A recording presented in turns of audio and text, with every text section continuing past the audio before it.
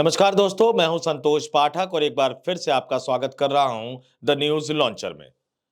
देश के राजनीतिक रूप से सबसे अधिक सक्रिय राज्यों में गिने जाने वाले बिहार में राजनीति खेले का इंतजार अब बहुत लंबा होता जा रहा है। नीतीश कुमार पलटने वाले हैं या सलटते ही रहेंगे, इन सब चीजों को लेकर राजनीति कयासबाजी का दौर जारी है।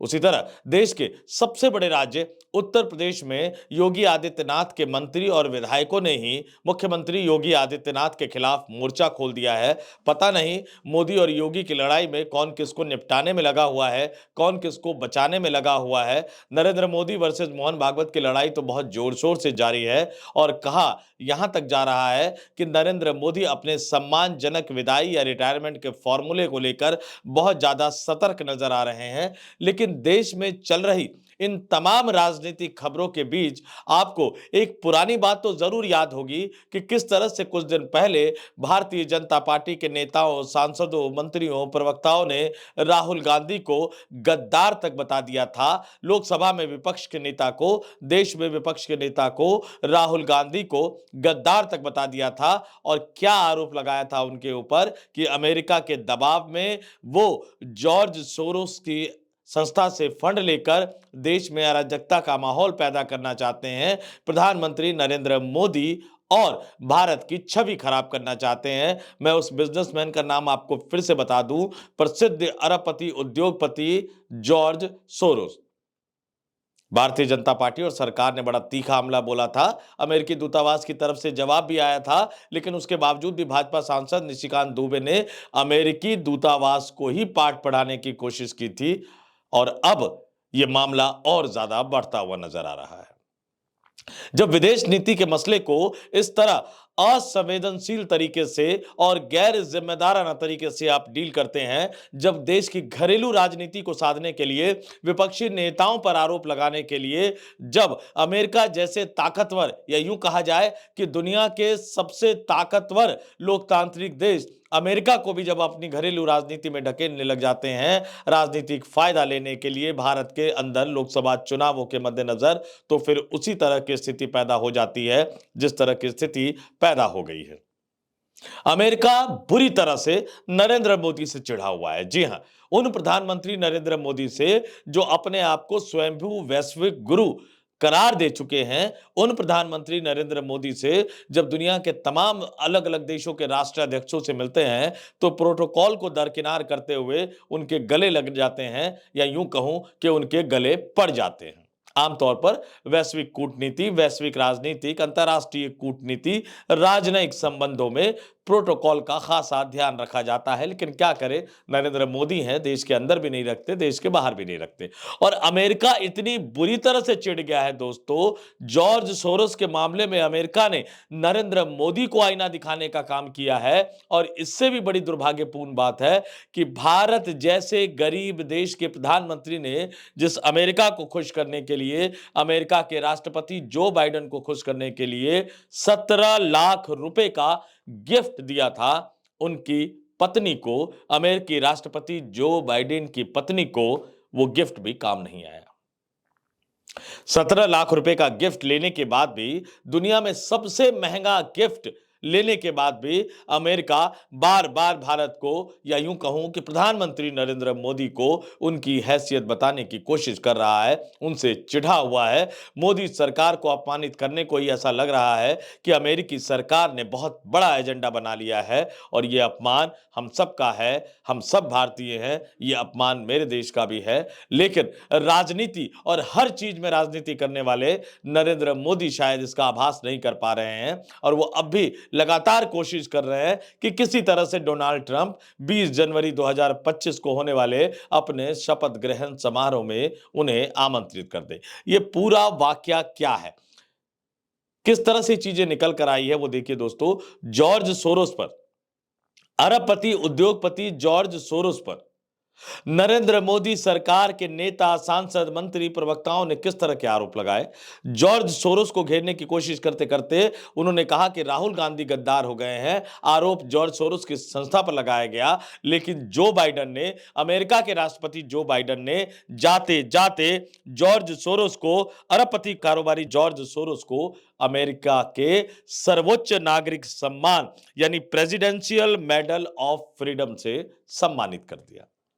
इसको मोदी सरकार के लिए एक बड़ा तमाचा माना जा रहा है कि जिस जॉर्ज सोरोस को आप भारत के खिलाफ षड्यंत्र रचने वाला करार दे रहे थे, जिस जॉर्ज सोरोस की संस्था को आप बता रहे थे कि उनसे फंड लेकर राहुल गांधी, नरेंद्र मोदी यानी प्रधानमंत्री नरेंद्र मोदी और भारत की छवि खराब करने की कोशिश कर रहे हैं, उन जॉर्ज सोरोस को अमेरिका ने अपने सर्वोच्च नागरिक सम्मान से सम्मानित कर दिया है। और ऐसा करते हुए जो बाइडेन ने यह भी ध्यान नहीं रखा कि भारत के प्रधानमंत्री नरेंद्र मोदी ने सबसे महंगा गिफ्ट उनकी पत्नी को या अमेरिका की पहली महिला को दिया। और ये पूरी चीज क्या थी, ये पूरा वाकया क्या था, ये भी मैं आपको बताऊंगा। 2023 में नरेंद्र मोदी अमेरिका के न्योते पर, अमेरिकी राष्ट्रपति के न्योते पर अमेरिका की यात्रा पर गए थे और अपनी इस यात्रा के दौरान उन्होंने अमेरिकी राष्ट्रपति जो बाइडेन की पत्नी को, जिल बाइडेन को 20,000 अमेरिकी डॉलर का हीरा गिफ्ट किया था। यानी अगर भारतीय रूपों में मैं कहूं तो ये 17,11,482 रुपए के लगभग बैठ जाता है। आप सोच रहे होंगे कि ये कोई बहुत बड़ी रकम नहीं है, दुनिया के किसी दूसरे देश के राष्ट्रपति को या उनकी पत्नी को ये गिफ्ट किया जा सकता है। लेकिन जब आगे जो मैं लाइनें आपको बताने वाला हूं उसको जरा गौर से सुनिएगा, तब आप समझ जाएंगे कि आखिर इसके पीछे की कहानी क्या है और क्यों नरेंद्र मोदी ने ऐसा कर भारत को एक तरह से छोटा साबित करने की, छोटा दिखाने की कोशिश की। पहले मैं आपको हीरे के बारे में बता देता हूं।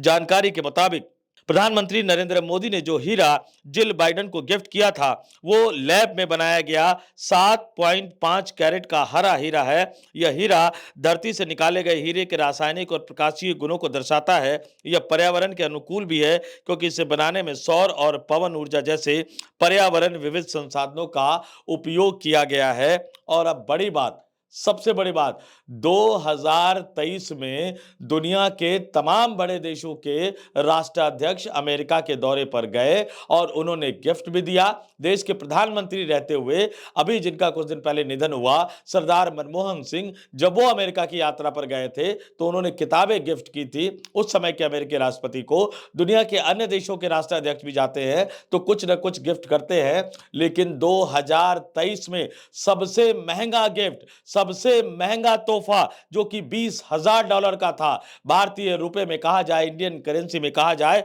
तो 17 लाख से ज्यादा था, वो भारत के प्रधानमंत्री नरेंद्र मोदी की तरफ से दिया गया था। यानी दुनिया के अमीर से अमीर देशों के राष्ट्राध्यक्ष भी अमेरिका की यात्रा पर गए होंगे, चाहे ब्रिटेन की बात करें, फ्रांस की बात करें, जर्मनी की बात करें, स्विस की बात करें, अन्य तमाम देशों की बात करें, लेकिन सबसे महंगा गिफ्ट भारत ने दिया, जो आज भी अपने लोगों के, भारतीय नागरिकों के मूलभूत सुविधाओं की यानी रोटी, कपड़ा, मकान जैसे सुविधाओं की भी पूर्ति नहीं कर पाता है। लेकिन हमारे प्रधानमंत्री विश्वगुरु, स्वयंभू विश्वगुरु बनने का दावा करने वाले प्रधानमंत्री दुनिया का सबसे महंगा गिफ्ट अमेरिकी राष्ट्रपति की पत्नी को देकर आते हैं। और ये कितना महंगा है ये जब आगे आप सुनेंगे तो और ज्यादा चौंक जाएंगे। भारत की मैं बात कर रहा हूं, भारत के नागरिकों के लिए मूलभूत सुविधाओं को जुटा पाना अभी भी एक बड़ी चुनौती है। अच्छा स्वास्थ्य, अच्छी शिक्षा, अच्छा खाना, अच्छा कपड़ा,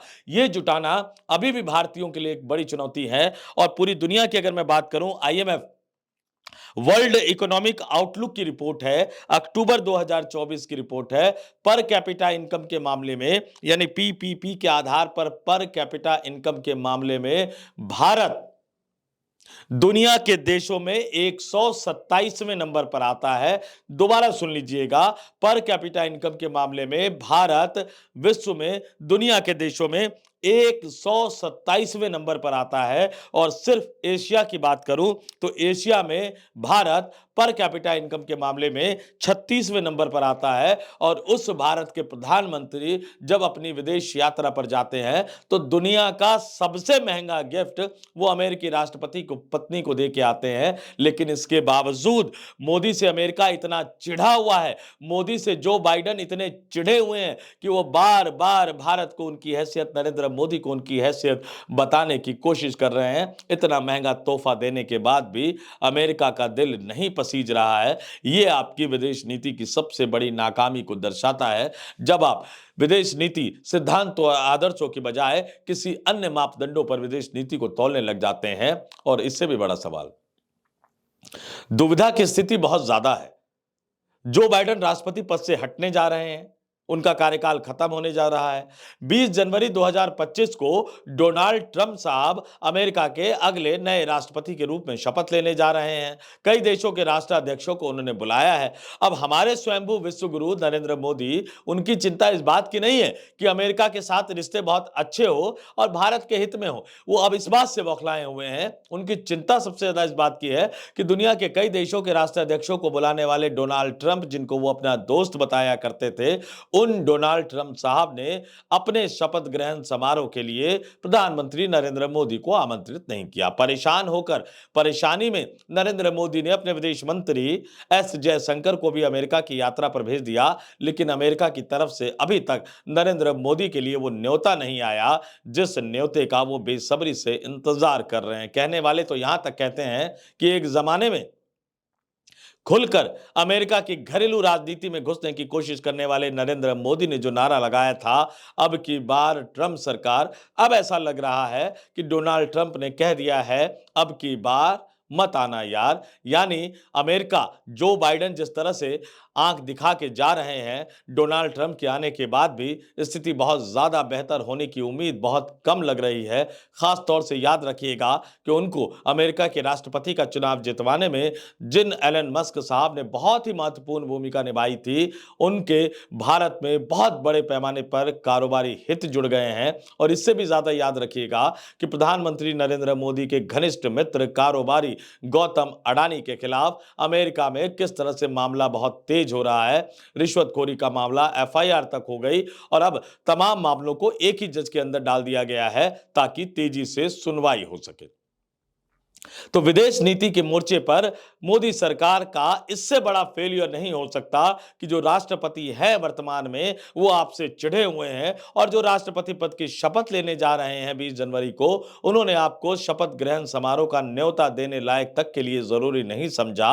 और जिस तरह की रणनीति, जिस तरह की नीति, जिस तरह की आर्थिक नीति, व्यापारिक नीति, प्रवासी अप्रवासी नीति के पक्षधर डोनाल्ड ट्रंप रहे हैं, उससे भी ये साफ साफ नजर आ रहा है कि आने वाले दिनों में भारतीयों के लिए, अमेरिका जाने की इच्छा रखने वाले भारतीयों के लिए समस्या बढ़ने जा रही है। अमेरिका में काम करने वाले भारतीयों के लिए भी समस्या बढ़ने जा रही है। और अमेरिका में या अमेरिका के साथ व्यापार करने वाले भारतीय उद्योगपतियों, भारतीय व्यापारियों की समस्या भी बहुत ज्यादा बढ़ने वाली है। तो विदेश नीति का ये सबसे बड़ा फेलियर, सबसे बड़ी असफलता कि दुनिया के सबसे विशाल और सबसे पुराने लोकतांत्रिक देश भारत से दुनिया का सबसे ताकतवर लोकतांत्रिक देश अमेरिका पूरी तरह से चिढ़ा हुआ है। और वो भी सिर्फ एक व्यक्ति के कारण, देश के प्रधानमंत्री नरेंद्र मोदी के कारण। इससे बड़ी असफलता अपने आप में नहीं हो सकती। आने वाले दिनों में हमारी नजर इस बात पर बनी रहेगी कि अमेरिका भारत के साथ किस तरह का व्यवहार करता है, नरेंद्र मोदी किस तरह से रिएक्ट करते हैं,